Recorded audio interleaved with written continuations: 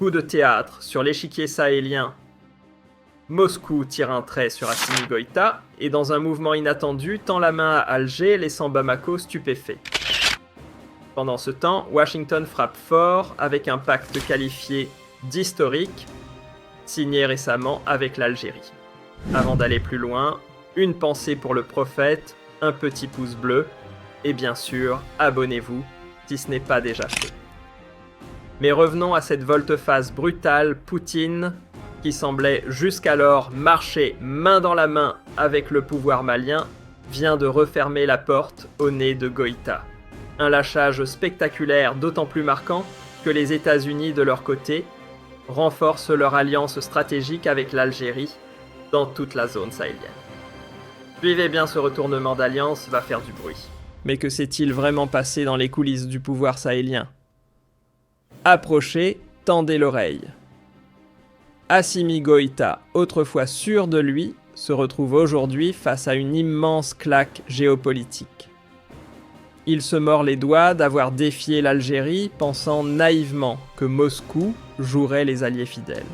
Sauf que voilà, la Russie pragmatique, comme toujours, a préféré miser sur une relation solide avec Alger plutôt que de persister dans une alliance bancale avec le pouvoir militaire de Bamako. Ce même pouvoir qui, faut-il le rappeler, a tourné le dos à l'Occident tout en attaquant frontalement l'Algérie. Goïta, convaincu d'être le centre de gravité de la géostratégie régionale, s'est imaginé en chevalier, soutenu par les Russes, flanqué des Américains, et peut-être même applaudi par d'autres capitales. Il croyait pouvoir obtenir des faveurs, des fonctions et du soutien à l'appel. Mais tout cela n'était qu'un mirage. Il s'est jeté tête baissée dans cette illusion, pour finalement s'écraser contre le béton froid des intérêts internationaux. Le réveil est brutal. Aujourd'hui, il est seul assis au cœur d'une tempête politique qu'il a lui-même contribué à déclencher. D'après plusieurs indiscrétions bien placées, la fameuse opération militaire malienne, qui semblait sur le point d'être lancée, a été stoppée net. Et pas par hasard. Le journal Le Monde y voit clairement la patte d'Alger, qui aurait secoué Moscou avec un avertissement aussi glacé que ferme pas touche à ses frontières sud. L'Algérie, visiblement excédée par les jeux d'influence dans sa zone de sécurité, aurait haussé le ton, et pas qu'en coulisses. Ce n'était pas la première fois, loin de là. Depuis des mois, et même bien avant, Alger répète à la Russie que son implication au Sahel, notamment au Mali, est loin de répondre aux attentes. En clair, assez joué, il est temps de revoir votre copie. Des promesses envolées, des populations déplacées, et des années de chaos. Voilà l'héritage douloureux qui pousse aujourd'hui les peuples à réclamer plus que des discours. Ils veulent des résultats concrets, une gestion propre et des décisions centrées sur leurs vrais besoins. Pendant trop longtemps, ces revendications ont été reléguées au second plan, balayées par les régimes successifs comme un bruit de fond insignifiant. Mais aujourd'hui, elles reviennent en force, avec une intensité telle que même le pouvoir le plus autoritaire ne peut plus faire semblant de ne pas entendre. Cette pression populaire, longtemps ignorée, devient maintenant le levier principal de toute transformation durable. Et l'Algérie, témoin attentive de ce réveil des consciences, a parfaitement saisi la leçon « imposer l'ordre » par la force n'a plus d'avenir dans un pays morcelé où chaque groupe social aspire à exister, à être reconnu, à ne plus être relégué dans l'ombre.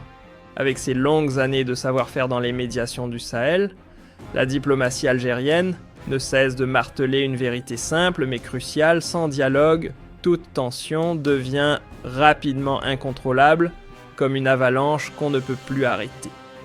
Ce n'est pas juste une posture stratégique sur papier glacé, c'est une position forgée dans les réalités les plus brûlantes du terrain.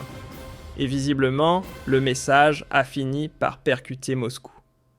Les Russes, désormais, ne prennent plus à la légère les signaux envoyés depuis Alger, surtout quand ils concernent leur propre position dans une zone aussi volatile.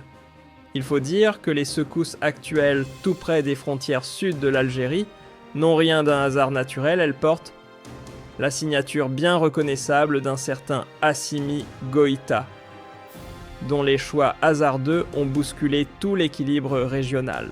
Il faut le rappeler, avant de déchirer d'un revers de main l'accord de paix signé à Alger avec les groupes azawadiens, le Mali jouissait d'un semblant de stabilité. Mais Assimi Goïta, emporté par ses illusions de grandeur, a pris ce virage suicidaire en pariant sur des appuis imaginaires et une puissance qui n'existait que dans ses projections. Résultat, le pays s'est engouffré dans une spirale d'instabilité et lui dans une impasse totale. Car ceux qu'il pensait rallier, de Moscou à d'autres capitales, l'ont laissé tomber un à un. Même Washington n'a pas mordu à l'hameçon. Goïta avait tenté de faire croire aux Américains qu'Alger jouait un double jeu, qu'elle soutenait des groupes rebelles pour semer le chaos. Mais les États-Unis n'ont pas hésité une seconde. Ils ont salué la posture de l'Algérie, loué son intégrité et affirmé son rôle central dans la stabilité du continent. Une gifle diplomatique en bonne et due forme.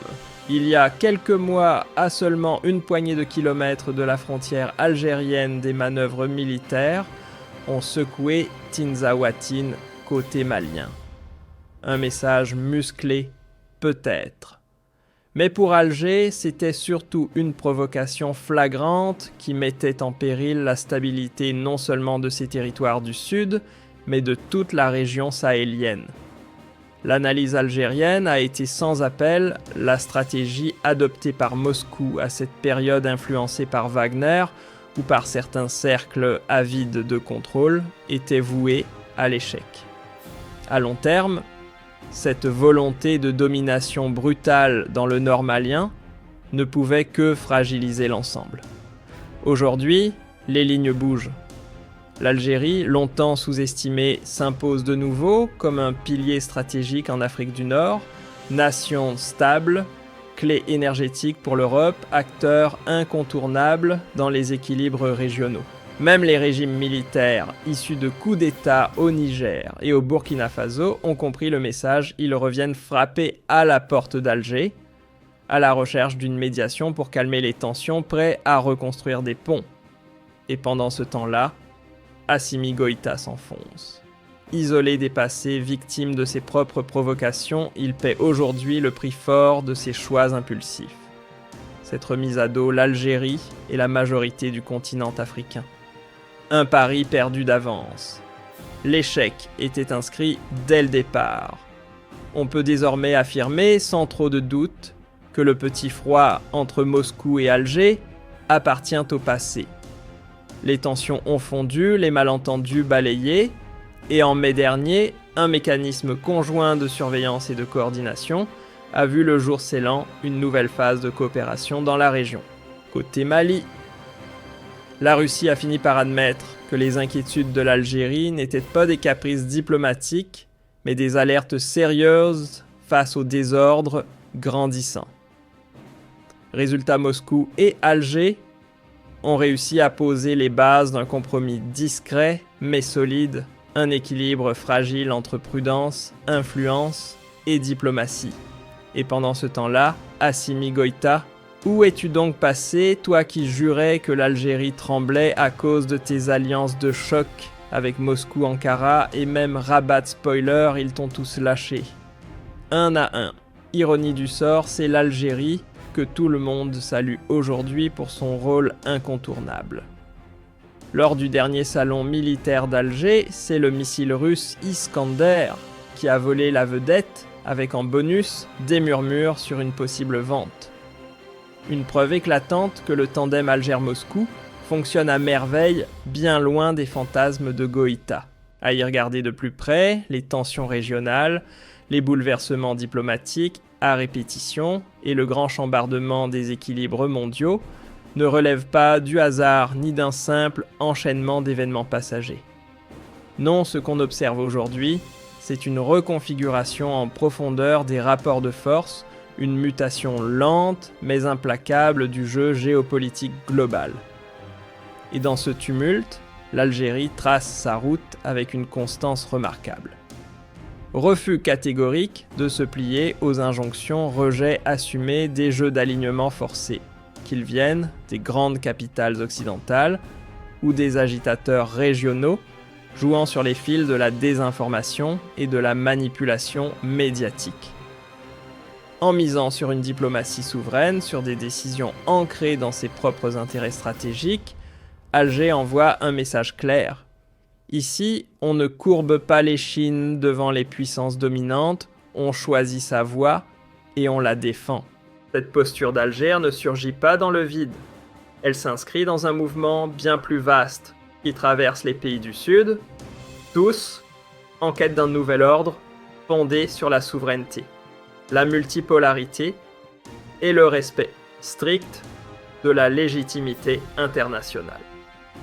La diplomatie algérienne, elle s'inscrit dans cette dynamique globale, avec une constance impressionnante, cohérence, stratégique, fidélité aux principes et fermeté dans ses positions deviennent ses marques de fabrique pour décrypter les rapports de force actuels. Dans cette logique, l'Algérie construit une diplomatie audacieuse et claire, articulée autour de 3 piliers. Défendre sans compromis les causes justes, privilégier les solutions politiques fondées sur le droit international et rejeter catégoriquement toute ingérence extérieure dans les affaires intérieures des États.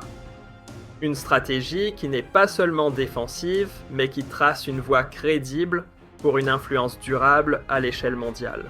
Dans un contexte où certains acteurs ne cessent de contourner les décisions de l'ONU en Palestine, au Sahara occidental, en Libye et ailleurs, la fermeté d'Alger lui vaut une crédibilité grandissante sur la scène mondiale.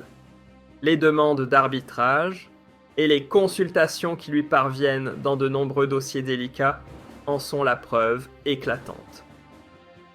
Parallèlement, l'évolution des rapports entre l'Algérie et plusieurs puissances européennes en particulier, la France révèle à quel point nous vivons un moment charnière. Les vieux réflexes paternalistes, les méthodes d'intimidation héritées d'un autre siècle, n'ont désormais plus aucun effet sur cette nouvelle génération d'États qui entend revisiter son histoire, reprendre possession de ses archives et bâtir un avenir débarrassé des zones d'ombre du passé. Une ère s'achève, une autre s'ouvre, et l'Algérie y avance sans hésitation. Dans ce cadre général, les revendications algériennes liées à la récupération des archives frontalières prennent une toute autre dimension.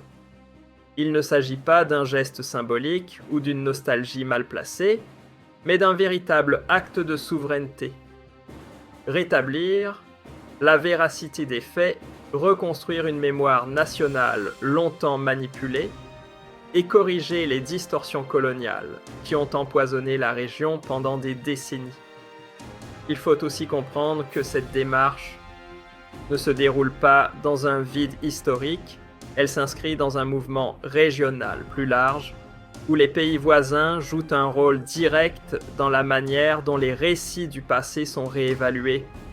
Dans le même temps, l'attitude hostile du Makhzen, ses tentatives répétées d'influencer l'opinion internationale et l'utilisation de relais médiatiques ou politiques en Europe mettent en lumière un malaise interne évident, celui d'un système qui peine à maintenir la confiance de sa propre population.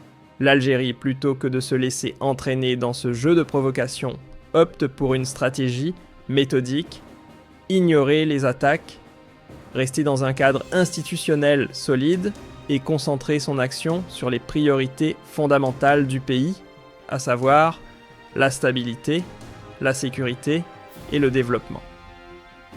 Grâce à cette ligne diplomatique stable et assumée, l'Algérie finit par s'imposer comme un acteur crédible et constant, loin des discours passionnels ou des tentatives de manipulation médiatique qui circulent contre elle. Cette attitude patiemment construite lui permet de se distinguer dans un paysage mondial en pleine mutation, où émergent désormais des alliances inattendues et de nouvelles priorités géostratégiques. Les puissances classiques ne sont plus les seules références, l'attraction se déplace, les cartes se redistribuent.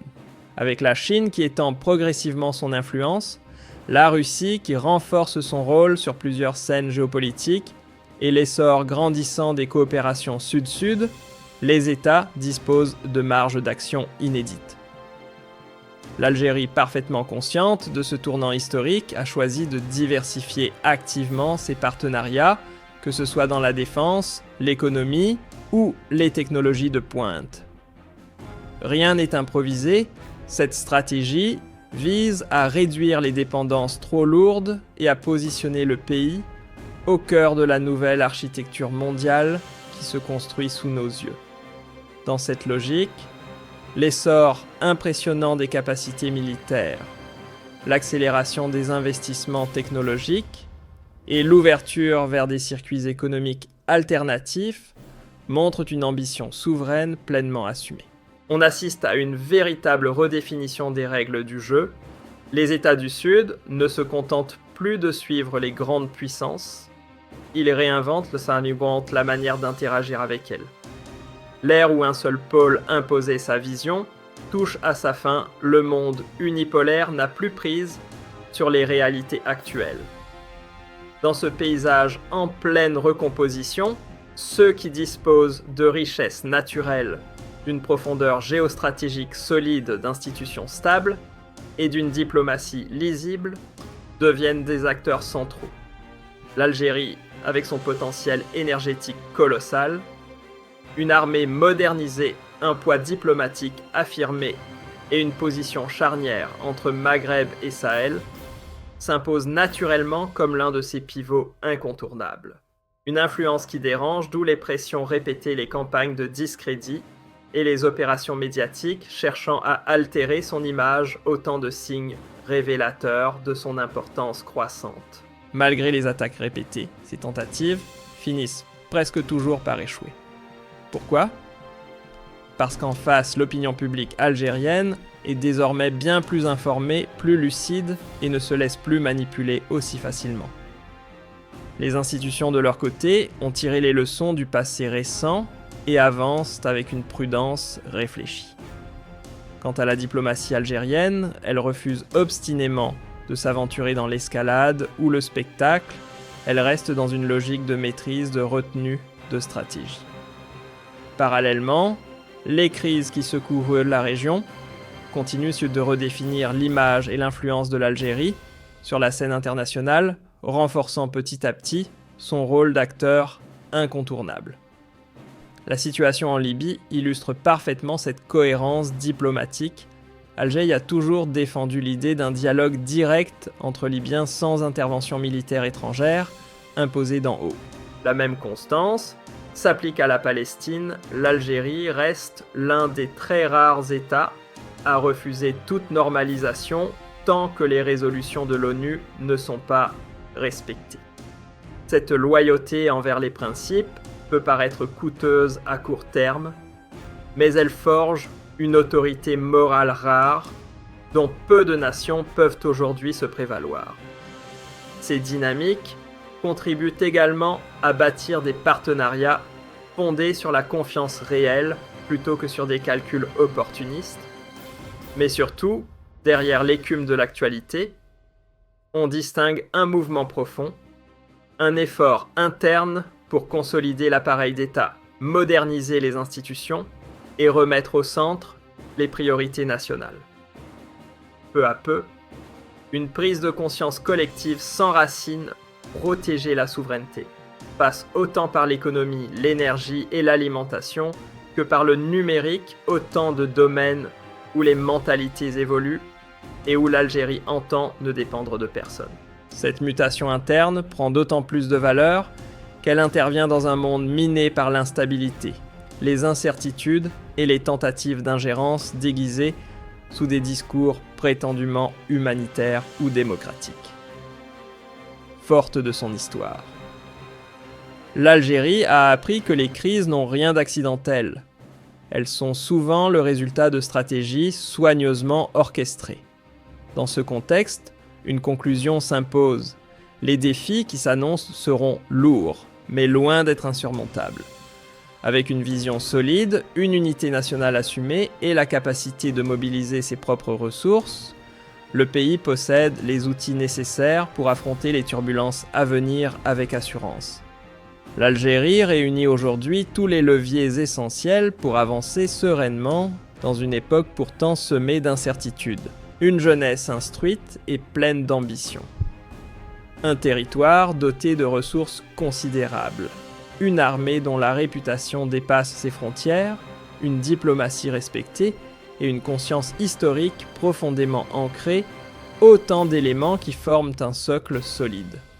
Ajoutons à cela une volonté politique qui s'affirme de plus en plus nettement, et l'on comprend comment le pays peut résister aux pressions extérieures, consolider des alliances majeures et protéger les intérêts fondamentaux qui garantissent sa stabilité et sa souveraineté. Lorsqu'on prend un peu de recul et qu'on observe l'ensemble des dynamiques qui agitent le pays, tensions avec certains voisins, réalignements géopolitiques, mondiaux, débats mémoriels ou défis socio-économiques, une évidence s'impose, la trajectoire de l'Algérie s'inscrit dans une continuité historique bien plus large que les crises du moment. La défense de la souveraineté. L'attachement aux causes justes et la volonté de bâtir un État résilient constituent le fil rouge qui traverse son histoire contemporaine. C'est cette cohérence patiemment construite qui permet à l'Algérie d'amortir les secousses, de neutraliser les tentatives de déstabilisation et de s'affirmer comme un acteur central dans un monde en pleine recomposition. Le pays avance avec lucidité. Il connaît ses points forts, mesure ses fragilités, mais choisit malgré tout de poursuivre son chemin vers un avenir où justice, équilibre et souveraineté ne sont pas de simples idéaux, mais les fondements mêmes de son action.